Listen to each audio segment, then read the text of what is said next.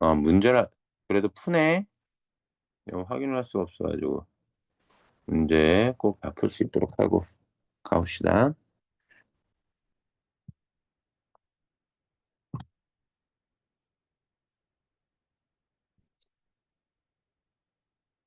작품 겨울 뜸부기라고 나옵니다.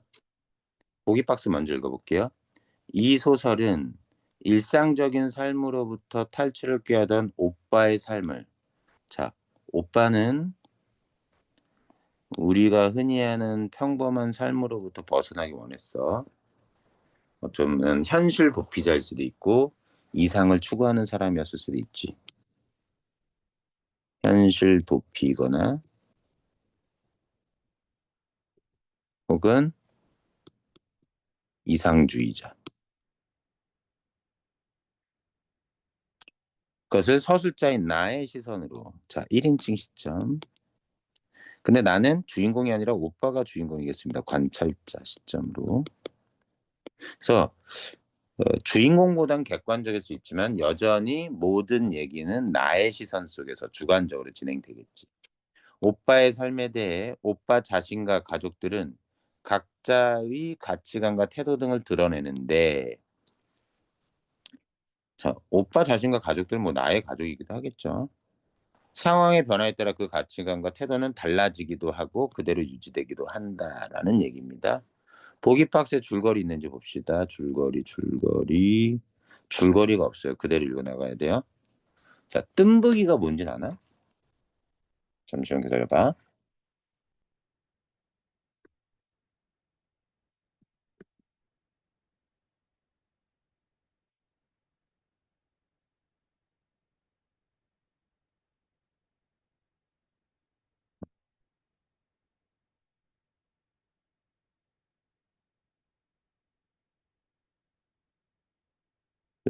뜸부기. 없어서 좀 아쉽긴 하네. 어,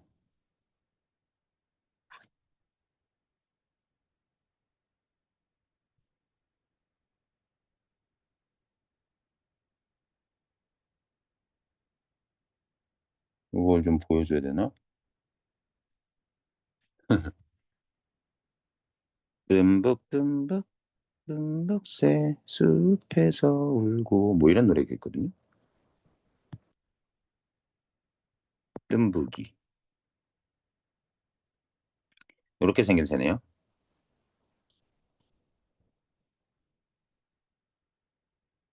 여기. 뜸부기는 뜸부기과에 속하는 물새. 뜸북 뜸뜸뜸 이렇게 온다 해서 뜸북이라고 이름이 붙었다고 얘기하라고요. 나무 위키 이런 거 말고 없어? 좀 제대로 된 거? 이 정도? 요런 게 좀 더 우리한테 있는 것들. 됐습니다. 자, 어머니 말을 빌리자면 어머니는 나의 어머니죠. 오빠의 어머니죠. 오빠는 머리는 좋은데 과거 운이 없어. 자, 그래서 중학 입시에서 떨어지고 고등학교 입시에서도 떨어졌다. 어머니가 평가하는 오빠의 모습이죠. 입시 운이 없었다는 얘기예요. 입시 결과가 늘 좋지 않았다. 중요한 시험에서.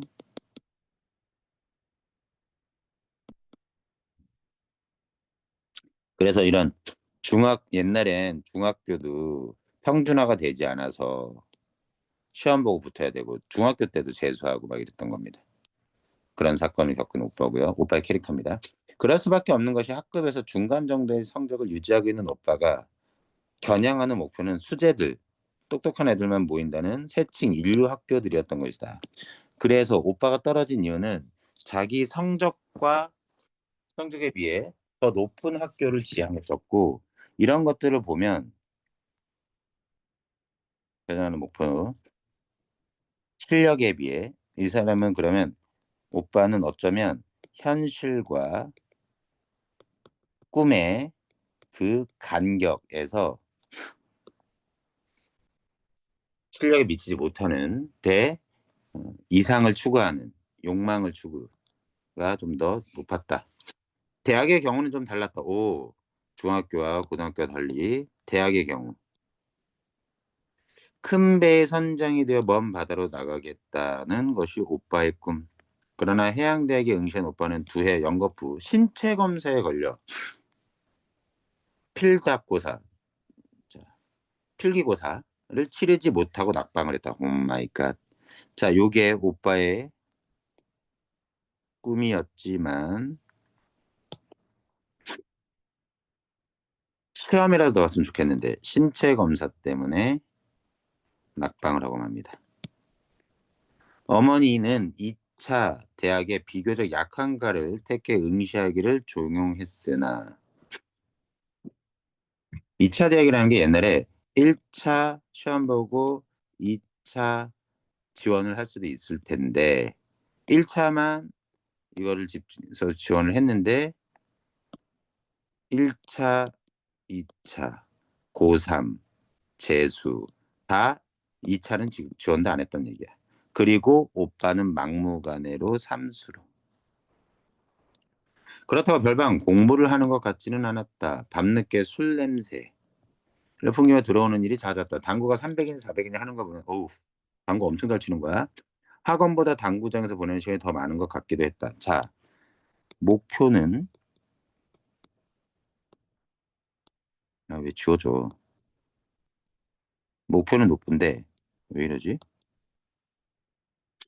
그에 대해 그 목표를 달성하기 위한 현실적 노력은 하지 않는 그럼 몽상과 같은 아직 환한 대낮에 자 그래서 당구 그다음 술 냄새 밤늦게 술 냄새 풍기고 들어온 모습 삼수할 때의 생활이죠. 대낮에 이미 한 장 걸친 벌건 얼굴로 내가 근무하는 출판사 부근에서 빙빙 돌다가 아우 완전 백수.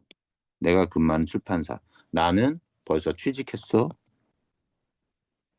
동생인데 빙빙 돌다가 돈을 몇 푼 받아주고 패거리들이 기다리는 술집으로 들어가는 일도 자주 있었다.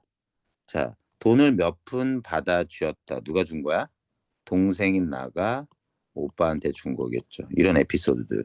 주판을 놓다가 수금원들과 입금액 때문에 가벼운 실랑을 벌이다가 문득 고개를 들 때 설핏 창가를 스치는 오빠 얼굴을 발견하는 것은 드문 일이 자주 있었던 거야. 술값 모자라서 동생한테 돈 받으러 왔던 거지. 자, 출판사니까 책을 판매해 놓고 돈을 이제 받으러 다니는 수금원들 입금액 이런 것들 하는 일이야. 이게 격리 같은 일일지도 모르겠어. 그 결과 새해째는 누군가 일러준 묘책대로 팬티 속에 저울추를 숨겨 그럭저럭 신체 검사는 통과했으나 몸무게가 덜 나갔나 봐.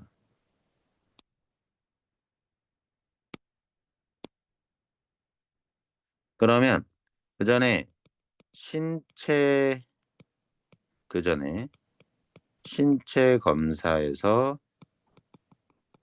탈락한 이유를 짐작할 수 있죠.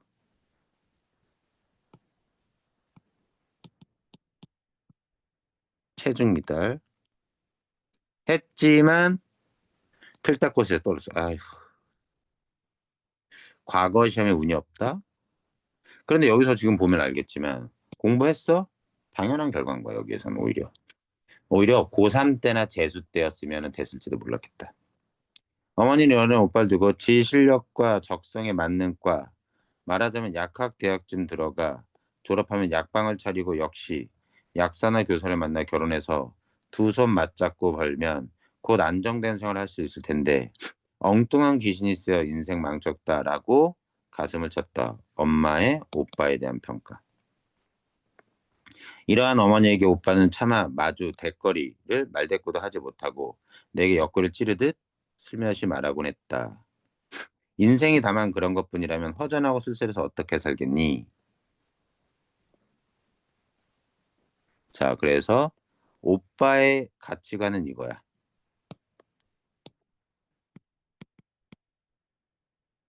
오빠의 가치관. 삶을 이렇게 살겠다. 어떤 생활? 엄마의 가치관은 뭐야? 여기. 이런 거. 좀 너무 기니까 여기만 표시해 볼게. 안정된 생활을 하는 것.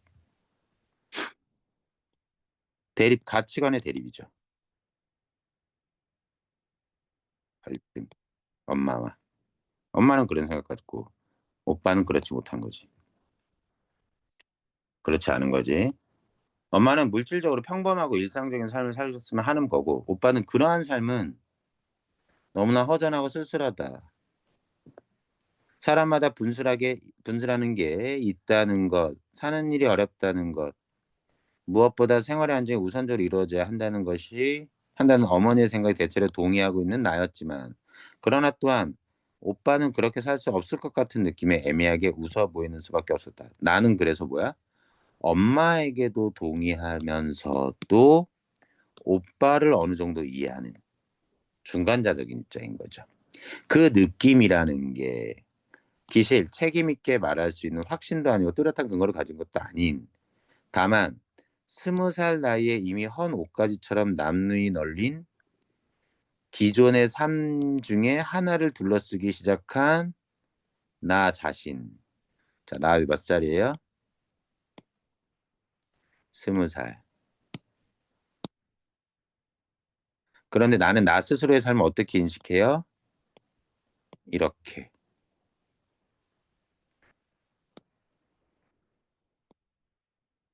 나는 나 스스로의 삶을 누더기같이 헌 옷가지처럼 널린 기존의 삶들이 있는데 그 중에 하나를 나는 입고 있다고 생각하는 거지.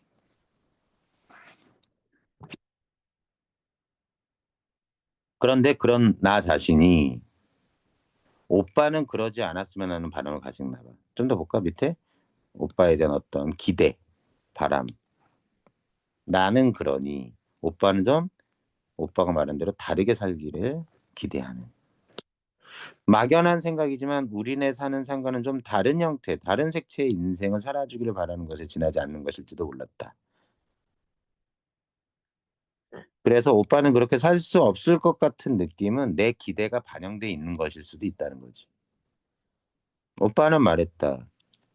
이번 한 번만 한미천 해주시면 1년 안에 몇 배로 갚아드리겠습니다. 많은 돈은 아니에요. 단돈 50만 원이란 말씀이에요. 이번에 다시 실패하면 그때는 정말 수도 검지머니든 버스에서 잡상이 되든 어머니 말씀대로 살겠습니다. 이번 한 번만 한미천을 주시면 단돈 50만 원만. 이것이 마지막이고 그 이후엔 만약 그것 가지고 만약에 안 된다면 이제는 엄마의 말대로 살겠다는 것.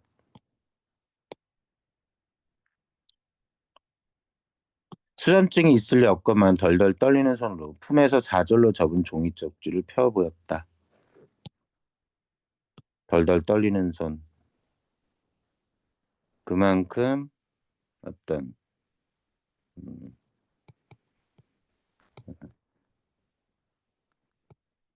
각오를 불안을 가진 것으로 제시하는 거죠. 용산 야채 시장에서 벌일 사업 계획서. 이거는 종이 쪽지는 사업 계획서. 새벽 4시에 문을 열어 8시면 파장 끝. 밤새워 지방으로부터 올라온 야채는 부르는 게 값, 먹이는 게 값이에요. 두둑한 배포, 배짱과 빠른 눈치작전은 불과 서너 시간 장사로 쇼부를 치고 널판을 내고 남들 하루 종일 뼈 빠지게 일하는 몇 배를 번다고 했던 요런 것만 봐도 약간 좀 허황된 그때 우리가 들어있던 사글세빵 보증금이 20만 원. 가난해. 집값 빼달라는 거야. 50만 원이면. 그럼 어디서 구해 돈을? 빚지는 수밖에. 어머니는 숫제에 돌아앉아 있었다. 외면하는 거지. 그러한 어머니의 등에 대고 오빠는 흡사 장터의 야바이 꿈처럼. 자, 도박. 사기 도박.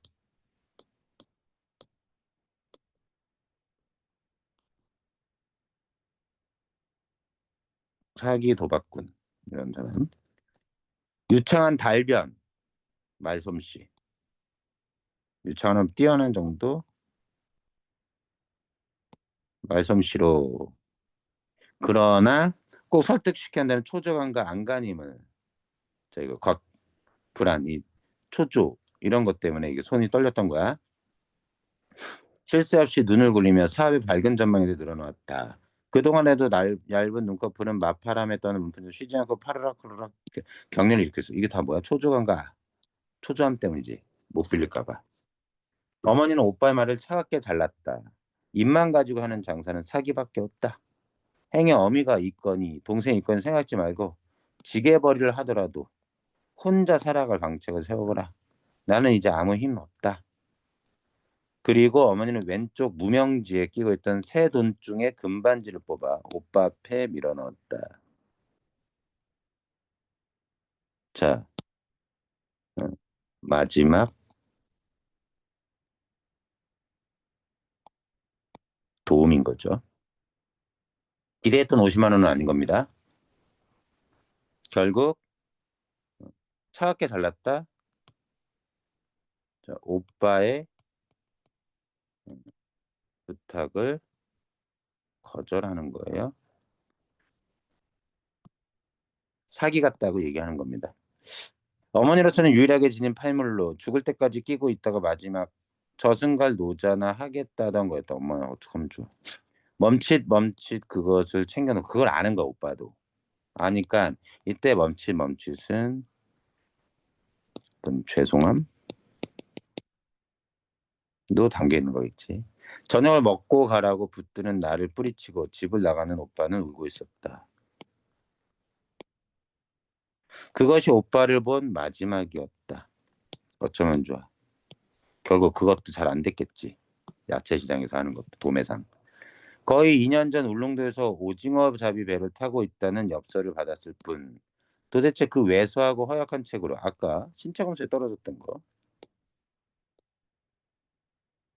어부가 되어 살아갈 모습이 잡히지 않았다. 자, 요것도 그렇게 떠난 다음에 엽서를 받았는데 이게 과연 사실일까? 거짓일까? 여튼 일상적인 삶을 안 사는 거예요. 어쨌든 갖춰야 할 식도 치르지 않고 그냥저냥 만나 살아간다는 20살 간 넘은 어린 올케. 와이프랑 결혼했는데 20살 간 넘은 8개월이 지나도록 뒤처지도 못할 정도의 영양실조에 걸려있다는 조카의 모습. 또 그들이 얽혀 살아갈 그 생활이라는 것도 도대체 아마도 이런 얘기는 엽서에서 왔나 보죠. 8개월밖에 안 된, 식도 안 치른, 여전히 가난한. 하지만 또한 모를 것이 그들의 생활뿐일까?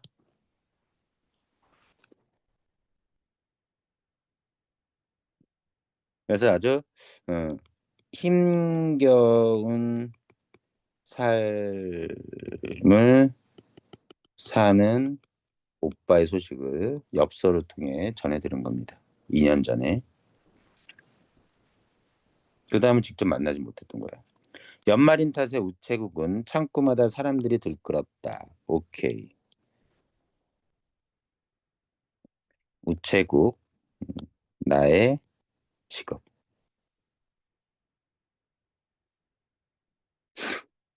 송금 업무 창구에도 거의 출입문까지 줄이 이어져 있었다. 한 3, 40분은 조이, 충분히 기다려야 할 것 같다고 속으로 한숨을 쉬며 코트 주머니에 손을 찌르고 아유 직업 잘못 눌렀어. 잘못이야. 잘못 썼어. 미안해.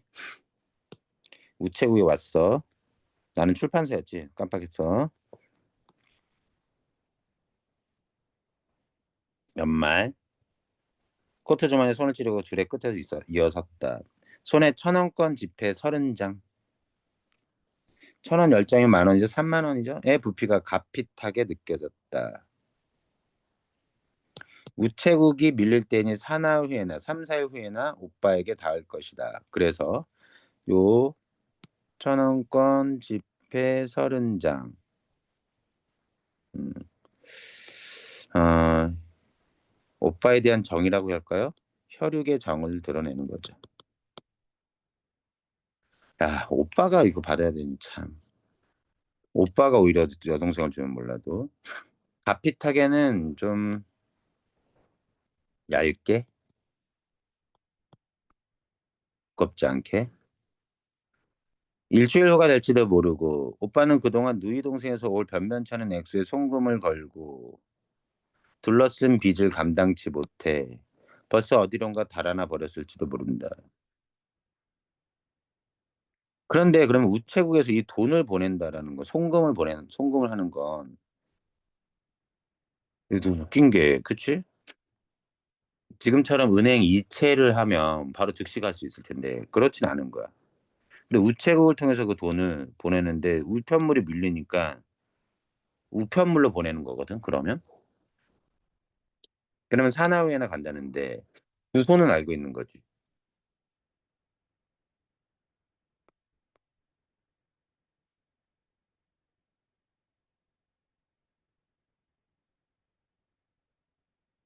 알고 있는 겁니다. 자, 그리고 봐. 변변치 않은 액수의 송금을 걸고 둘러쓴 빚. 아마 동생한테 돈을 받을 거라는 얘기를 하고 빚을 얻었었나 보죠. 오빠의 편지를 받은 후 이틀간의 늑장에도 불구하고 갑자기 나는 마음이 급해져. 아, 오빠의 편지는 당연히 뭐였겠어? 돈이 급하다는 내용을 담은 편지였겠죠. 돈 빌려달라고.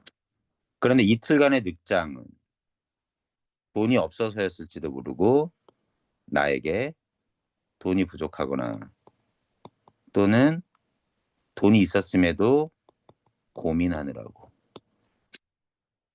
늦게 보냈는데 어차피 편지 아주 급해서 편지를 붙인 것 같은데 이틀이나 늦게 보내려고 하는 이 순간 뭐 급하다고 마음이 또 급해진 겁니다.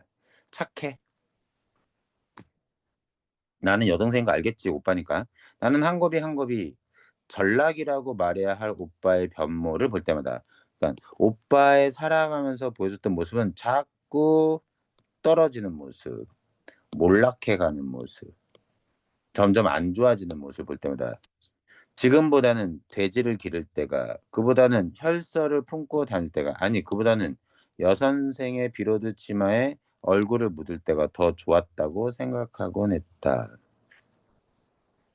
왜냐면 가면 갈수록 안 좋으니까 그 이전, 지금보다는 돼지. 아마도 이게 과거로 점점 얘기하는 거겠죠. 혈서를 품고 다닐 때 무슨 인지는 몰라도 뭔가 각오를 다져서 혈서를 썼나 보지. 그다음 여학생의 비로 여선생의 비로드 치며 얼굴을 묻는 때, 혹은 아니 차라리 나팔 소리 쓸쓸히 울려 퍼지던 저문 날 오빠의 속삭임에 따라 어디론가 알 수 없는 먼 곳으로 손 맞잡고 달아나자던 때가 얼마나 더 좋았으랴. 지구는 둥글어 한없이 가느라면 결국 떠난 자를 데려갈 수밖에 없다는 것을 모르는 어린 시절. 아이들은 누구나 그렇게 달아나기를 꿈꾸는 것일까? 음. 자, 고 이거 지구는 둥글어 한없이 가노라며 없다는 것. 이거는 결국 어, 일상적 혹은 현실적 삶으로부터 벗어나는 건 불가능하다. 걸 알기 전 어린 시절 누구나 다 그렇게 바람을 꿈꾸는 것일까? 나도 그렇고 오빠도 그렇고. 그러나 이 모든 것보다 차라리 수산업에 손을 대 한때 재미를 보았으나 왕창 망해버렸던 호기로움과 허언, 호기로움, 호탕함, 씩씩함. 허언은 음, 헛된 말인데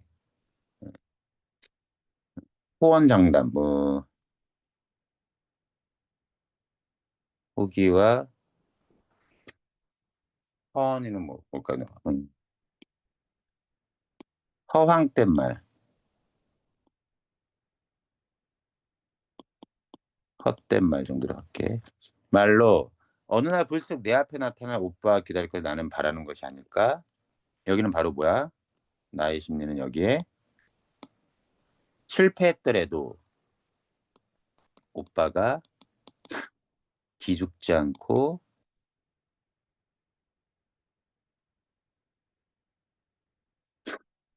음, 당당한 모습이기를 바라는 거죠.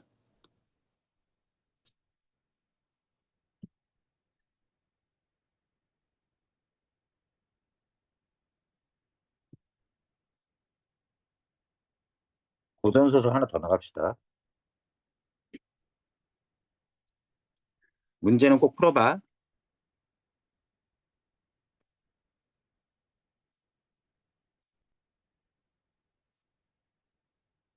자, 016 줄거리 뭐 보기 박스 볼까요? 영희록에는 주인공과 대리인물의 갈등이 반복되는데 이러한 갈등은 배에서 일어나는 사건을 중심으로 변주돼서 자, 배가 사건이 벌어지는 공간인 거야. 배에서 일어나는 사건을 측면에서 비교해 볼까? 첫 번째 뱃놀이, 두 번째 뱃놀이가 있어서 거기에서 뭔가 일이 벌어지나 봐요. 자, 가보죠. 줄거리 같은 거 있나요? 중략 부분 줄거리 있습니다. 자, 손기는 뱃놀이를 계기로 출가하여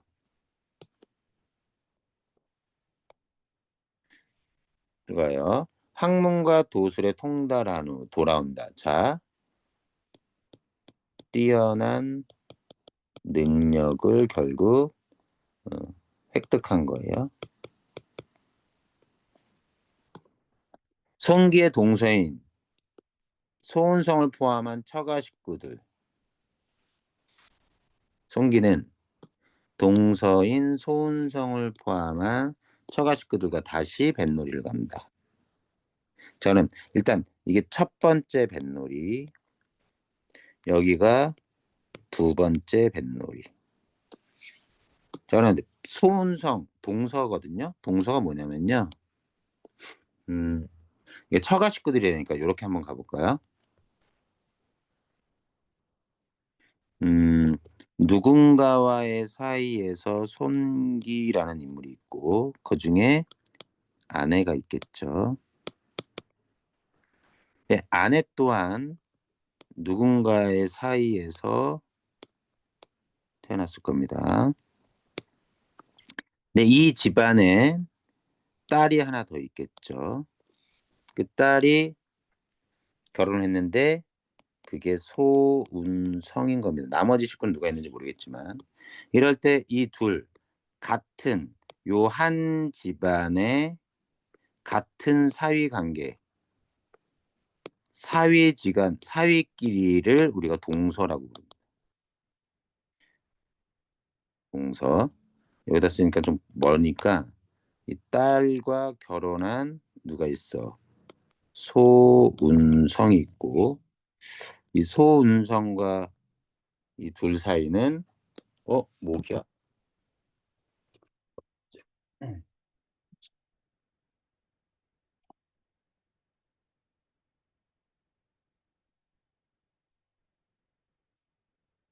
야, 못 잡았어. 둘 사이를 우리가 동서지간이라고 합니다. 서지간. 소은성도 손기가 동서가 되는 거고요. 손기에게도 소은성은 동서가 됩니다. 요 관계. 뭔가 그래서 출가는 집을 나간다는 거죠. 이 뱃놀이가 그래서 손기가 뭐 하기 위한 학문과 도술에 능통하게 되는 계기가 되는 거죠. 가보죠.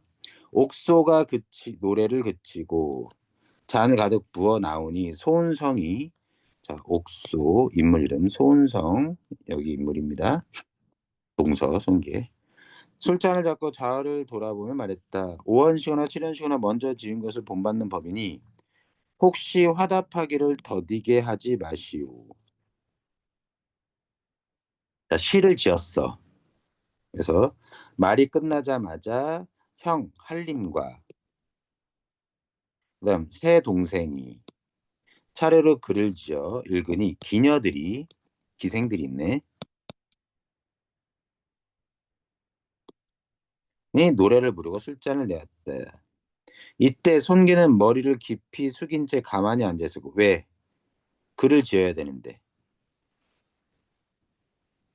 이게 뭐냐면 옛날에 양반들이 술 먹고 놀 때 단순히 술만 마시고 했던 게 아니라 뭐랬냐면, 술을 먹고 기분이 좋으면 우리 노래방 가기도 하잖아. 그런 것처럼 노래를 부르는데 직접 노래를 지어 한문을 그 자리에서 짓고 그 시를, 한 시를 누가 잘 지었는지를 내기하고 하는 것들을 했어. 그러니 양반도 그냥 막 하는 게 아니지. 그럼 창작 능력이 있어야 됐지. 여기에서 형 한림과 새 동생은 어느 집안의 형과 새 동생인지 모르겠지만 이 집안의 자식들일지도 모르지. 남동생이, 남자 형제가 4명이 있을지도 몰라. 가능성이 있어. 어쨌든 이들은 나름대로 실력이 있어. 소은성도 노래를 한 시를 지은 거야. 그러니까 지가 가장 먼저 시를 지었어. 자, 내가 시를 옛날에 지을 때 어떻게 됐냐면 운자를 낸다고. 한자로 된 한 한문 글자 2글자를 제외해서 쓸 때 5글자로 돼 있든 한 줄에 7글자로 돼 있든 해서 끝에 요 운자를 맞춰서 4줄로 쓰는 거야. 한문으로 쓴 시는. 이걸 지을 수 있어야 돼. 그걸 소은성이 먼저 지었으니까, 자, 내가 시범 보였으니까 나머지는 비슷하게 따라 지으면 되겠지? 그러면 금방 지을 거 아니야? 자, 빨리 해. 라고 했더니 즉각 얘네들, 형 한림과 새 동생도 차례대로 지었고, 그렇게 지을 때 기녀들은 노래를 그렇게, 이런 거고. 이제 누구 차례야? 손기인 차례인데 머리를 깊이 숙인 채 가만히 앉아 있는 거야. 있었고, 반선은 돌아서서 귀 밑을 다듬고 있었다. 자, 손기는 왜 이렇게 있느냐? 가보죠. 반선은 또 돌아서서 귀 밑을 다듬어요. 여자겠죠? 기생 이름. 옥수도 기생일 것 같아요. 기생들이 모인 파티 자리입니다. 반선, 귀 밑을 가다듬는 건 여자가 해주는 모습. 그것을 본 소은생이 화가 난 듯 얼굴색을 바꾸어 말하였다. 뭐라고? 우리들이 아무리 재주가 보잘것 없어 먹을 더럽혔다고 하더라도 손 선생이 어찌 뛰어난 시로 답하지 않을 수 있습니까? 손 선생이라고 좀 높여 부르네. 술 먹는 예절은 군대 명령보다 엄하고, 술 먹는 예절이 최고라는 얘기야. 시 짓는 예절은 법률보다 더 엄격한 것. 위에서 잘못하였으면 그 아래 군사들도 또한 죄가 없지 않습니다. 여봐라, 반선을 잡아 얼굴에 먹을 칠하도록 하라. 자, 무슨 얘기야? 윗사람 누구? 위는 손기, 아래 군사들. 예를 들면 반선. 약간 모욕 주는 거야. 소은성이. 뭐 지금 뭐 하는 거야? 시를 제대로 짓지 못하는 모습인 거죠. 그래서 있는 무기력하게 있는 모습이에요. 그래서 그런 벌칙 비슷하게 약간 엄하게 혼을 내면서 뭐가 최고야? 술 먹는 애들이 더 중요해. 얼마나 중요해. 시 짓는 애들도 중요해. 그런데 그것을 제대로 못 지켰어? 그러면 벌 받아야지. 그런데 너가 잘못했잖아? 너가 잘못했는데 윗사람이 잘못했으면 그 아랫사람인 기생, 모시고 있는 기생도 잘못한 거야. 그러니 밑에 있는 사람을 벌 줘서 손 선생을 모욕하는 거죠, 어떻게 보면. 그리고 옛날 진나라 석숭이 금고원에서 잔치하면 시를 짓지 못하는 벌로 술 석잔을 먹게 한 일에 따라 강물을 마시게 하라. 그래서 좌우의 기녀들이 반선을 잡아 화관을 벗기고 얼굴에 먹을 칠하자. 반선이 부끄러운가 괴로움을 견디지 못하고 말하였다. 첩으로 하여금, 첩은 자기 자신을 가리킬 때 여자가, 제가,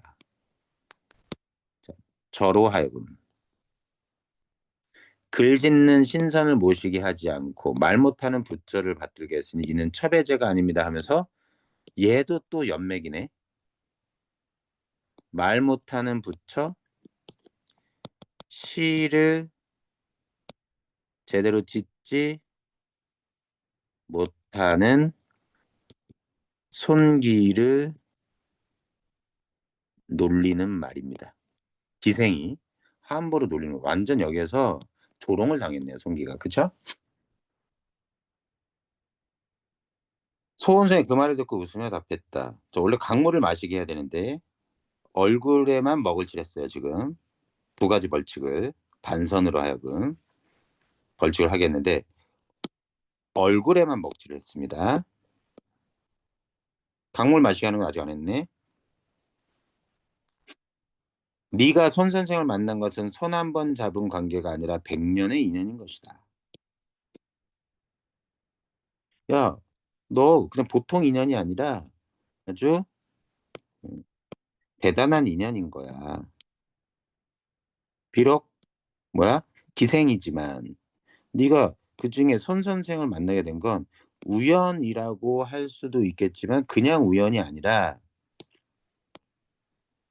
가벼운 인연이 아니라 아주 깊은 인연인 거야. 비록 술자리에서 기생과 기생이 모시는 양반으로 만났지만 네가 이미 손님을 모시고 있으니 좋든 싫든 네가 스스로 감당해야 돼. 이제 얼굴에 먹을 칠했으니 빨리 물을 떠서 손 선생에게 권해라. 오우. 자 봐봐. 옛날 진나라 석숭 금고건에서 잔치하면서 못하면 술 석잔을 마시게 한 거. 술을 먹이면 되지 강물을 마시게 한대요. 이게 고사를 약간 인용한 건데.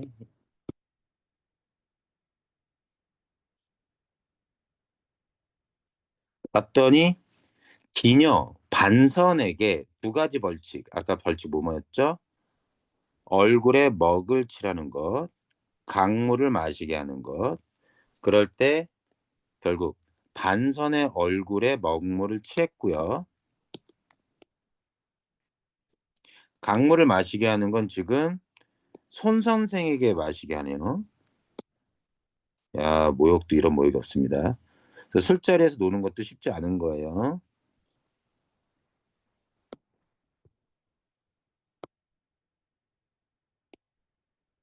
봅시다. 얼굴을 까맣게 그린 반선이 그저 뾰루통하게 입을 내민 채 물사발을 들고 송기 앞으로 나갔다. 아마도 원래 계획은 반선의 얼굴에 먹을 칠하고 강물을 또 반선이 먹게 하려고 했는데 반선이 뭐라고 어, 말대꾸했어? 어, 내 잘못이어서 그 아래 군사 내 잘못이어서 인 것도 있지 모르겠지만 실제로 내 죄는 아니라 하필 글 잘 짓는 신선이 아니라 말 못하는 시를 짓지 못하는 손기 이런 사람을 모신 것 때문이지 내 죄는 아닙니다. 그래 나는 강물 안 마실래요. 이런 걸지도 몰라요.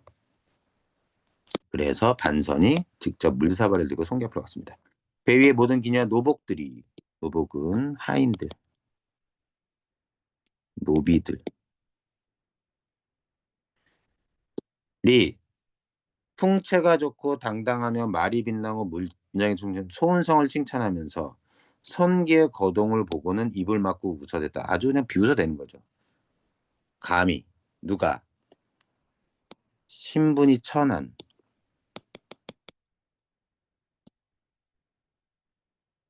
인물들인데 그 인물들에게 손기가 모욕을 당하는 겁니다. 일종의 소은성에게. 소은성은 이런 인물이에요. 대단한 인물이네요. 그쵸? 풍채도 좋고 당당하고 말이 빛나고 문장 실력도 좋은 소은성. 처음에는 억지로 버티고 앉아있던 손기가 시간이 갈수록 얼굴이 배 밑바닥에 박고 일어나지 않았다. 소은성은 손기가 하는 행동과 강물을 먹지 않는 것을 보고 치용, 흥겨움이 더 높아져 놀리는 재미가 더 좋은 거지. 반선을 꾸짖으며 손귀 뒤통수에 물을 부라고 명했다. 헐. 이때 수모를 당한 손귀는 100마리 잔나비가 뛰노는 듯 가슴이 쿵쾅거렸다. 화가 난 거야. 수치심. 하지만 한마디도 못하고 다만 자기도 모르게 원통한 눈물이. 아우 거기다 울었어. 찌질이 어떡하면 좋아. 그 광경을 본 소은성이 황급히 물살을 물리치고 엎드려 조문하며 말했다. 이때 조문이라는 건 죽은 사람을 위로하는 걸 우리가 조문이라 그래요. 헐. 워낙 재주가 높으신 선생께서 반어법이죠. 놀리는 거야. 시 한 번 읽지 않는 것을 이상하게 생각하고 있었습니다. 그런데 이제 슬픈 눈물이 얼굴 가득한 것을 보니 필연 분명히 아주 친한 사람이 죽었거나 선조의 길이 가까웠거나 한 까닭이 있었던 것 같습니다. 아, 그래서 너가 시 안 읽지 않은 일은 절친이 죽었거나 제사였던 거 아니야?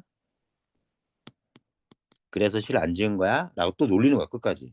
저희들은 그것도 모르고 시와 술로 즐길 것을 청했습니다. 저희의 무지함을 사죄드리며 또한 애도의 예를 표합니다. 하고 말을 마치고는 크게 웃으니 아주 비웃는 거야. 끝까지 놀리고 비웃는 거죠. 배 위에 모든 사람이 포복절 때 아주 배를 잡고 그냥 쓰러진 거야. 웃겨서. 자, 가죠. 마지막 후반부. 자, 소은성은 한편으로는 우습게 여기기도 하고 다른 한편은 저토록 변한 성기에 대해 의심을 하며 실속 히식 하고 웃었다. 이제 여전히 비웃는 거죠. 자, 보세요. 통달에서 왔습니다. 그걸 아직 모르는 것 같아요. 뱃놀이 왔어요. 한편은 웃겨. 지가 얼마나 잘한다고. 저토록 변한 성기. 자, 저토록 변한 성기. 아마 대단히 변한 모습으로 나타났나 봐. 이을 것을 취해 흥취가 높아지자 형 한림은 검은 거를 줬다. 한림 또 나왔네. 검은 거를 잡고. 소원성은 해금 악기 가져와 곡조를 타기 시작했다. 둘이 이제 음악을 연주하는 겁니다. 처가 식구들과 함께 간 거예요. 기생은 없나 봐요. 그럼 처가 식구들과 같이 갔는데 형 한림이 왔으니까 한림은 처가 식구들 중에 하나라고 보는 거죠. 우리 모두가 풍류를 도와 노는 즐겁게 논 걸 도와 선생을 조금이라도 더 즐겁게 하기 위해 애를 쓰는데 어찌 선생님 그대로 계실 뿐 우리들의 즐거움을 돕지 않으시는지요. 왜 너는 왜 연주 안 해? 탓하는 거지. 손기를 탓하는 겁니다. 왜 어울려 놀지 않지? 왜 음악 연주 안 하지? 그죠? 결국 탓하는 거지만 음, 음악 연주 실력이 없음을 놀리는 거라고 볼 수도 있습니다. 혹은 시를 지어야지. 아는 사람도 있고 알지 못하는 사람도 있으니 구태여 사람마다 어찌 다르겠냐. 너는 해금 연주할 줄 알고 형아 검은 거 연주할 줄 알지만 나는 뭐 그닥 연주할 줄 아는 게 없다라고 빼는 겁니다. 손 선생이 주역의 정통에 뜻밖에도 모든 일을 능숙하게 다할 수 있게 되었습니다. 어찌 음률 정도를 통하지 못하겠습니까? 통달하지. 능숙, 통달. 하지 못하겠습니까? 이건 알아봐. 주역에 정통했다는 사실은 알아봐. 이거 칭찬하는 것 같지만 또 매기는 거야. 음악 정도 뭐 할 줄 알지 않아? 했더니 일단 옥피리를 손기에게 주는 거지. 이번엔 자, 요 악기 연주로 테스트를 하는 겁니다. 검은고, 해금, 이번엔 옥피리. 음악하는데 한 악기 하나 좀 같이 참여해 했더니 옛날 춘추 전국시대 조나라 인상이라는 사람은 자기 왕을 위해 목숨을 걸고 진나라의 그 왕에게 장구를 치게 한 일이 있습니다. 이제 제가 그 일을 본받아 손 선생의 피리를 드리니 자, 진나라 왕에게 장구를 치게 한 손 선생에게 피리를 주는 목숨을 걸고 자기가 권한다는 거야. 끝까지 장난치는 거죠. 놀리려고. 인상여를 자기에 비유하는 거고. 대단히 대단한 각오를 들이고 주는 거다. 이런 얘기하는 겁니다. 아니, 극구 누구나 다 아는 사람이 있는 것도 아닌데 그걸 굳이 주는 건 또 놀리기 위해서인 거죠. 성리가 특별히 생하지 않고 피를 가다들고 배 가장자리에 앉아 곡조를 연주했다. 그 소리가 가볍고 아득하게 허구를 깨치며 울려 퍼졌다. 그 소리에 흘러가던 구름이 멈추고 머무르던 기러기가 놀라 울며 차가운 가을바람이 일어나고 다 떨어졌다. 한림 형제와 손수에 다 팔짱을 끼고 몸을 웅크린 채로 앉아들었다. 송기가 세 번째 곡조를 부르니 강물이 솟고 큰 고기가 뛰어오르며 산에서 돌이 다 떨어지고 한때 학들이 공중에서 아주 어마어마한 실력. 세 번째 곡조까지 계속 부른 겁니다. 이어서. 그 강물에서는 한 번도 하지 못하고 어리석은 사람처럼 멍하니 앉아 있었다. 자, 이렇게 뛰어난 연주 실력을 보여준 거고요. 손기가 그에 대해 그 광경을 본 소은성이 이런 태도 충격받은 거죠.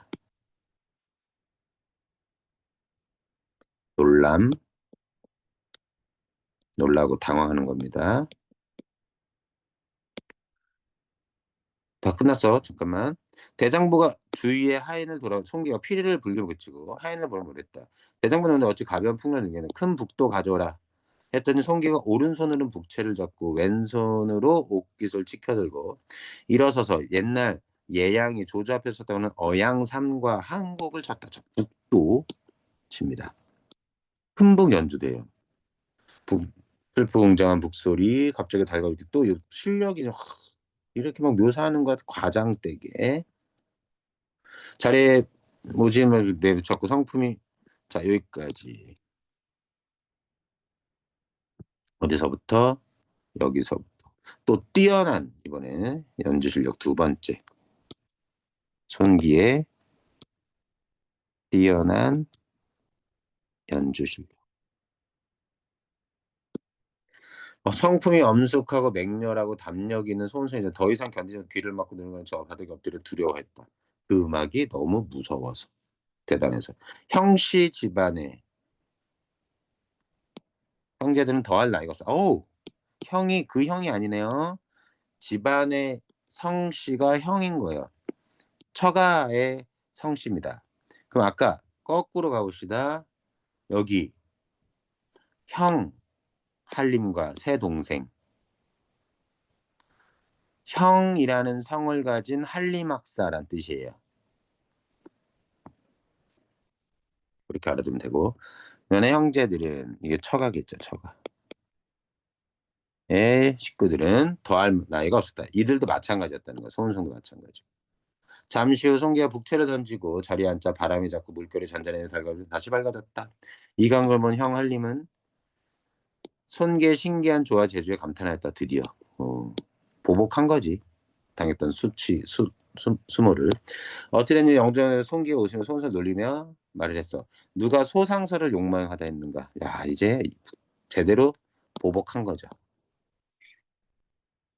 상서는 직책 이름입니다. 관직. 북소리 하나를 이기지 못하는데 어찌 삼군을 걷는 장수가 되겠는가라고 하면서 이번엔 손기가 소운성을 놀리고 비꼬는 거죠. 자, 여기까지 하면 될 것 같은데 일단 현대시는 토요일이나 일요일 날 좀 해 줄게.